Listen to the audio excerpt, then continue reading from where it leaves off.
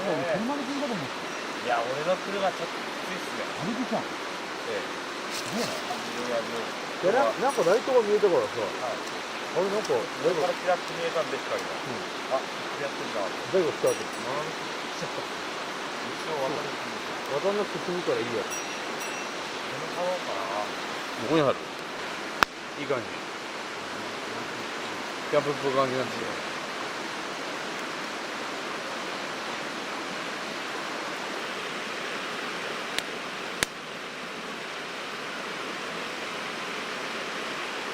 やってんじゃんみたいな。やってんじゃんみたいな。木ぐらい削れんだぞ俺って。やってくれよ。情けないっすよ。買ってきましたって言われる。木削ってちょっとやっていいですか。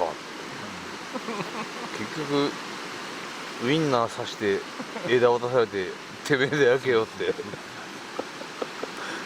勘弁しちゃうわ。超連ですってんだけどこれ。なんかそういうシステムとかないですからね。ないがこういうやつでしょ。ないね。ないですね。ここでいいよ。ここで網で。手で持ってるってのがいいね。あ、ジュージュー言ってるね。あ、いいよいいよ。これですよ、むしろ。いいよ。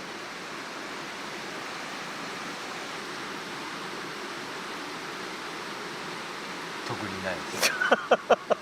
じゃあ姉さんがあれだよ、謝罪会見の話すげえ受けてたよね。いや、いつセッティングしてくれる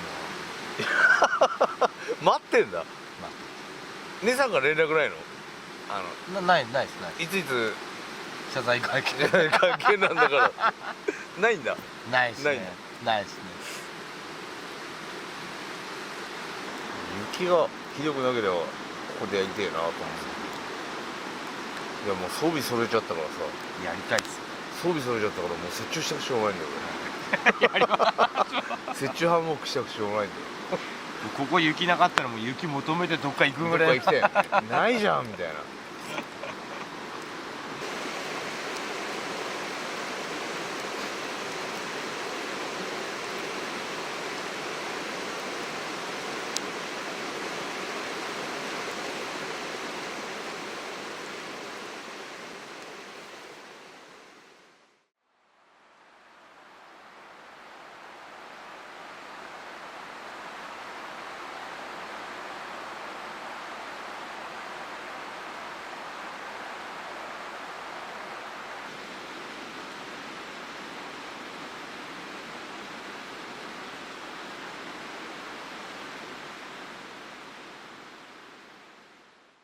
早くからって置いてっちゃうのもまずいよね。まずいっすね。もう遊んでくんだよね。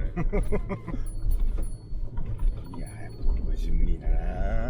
なんか年々えぐれてきてるよね。そうなんですよ。雨で。そのうちこの道も多分崩落するんだろうね。行けなくなるんじゃないか。車行けなくなります。車が行けなくなるのかなと思って。そうなってきたら本当にいよいよもうバックパックの人しか行けない。そうだね。なりますよね。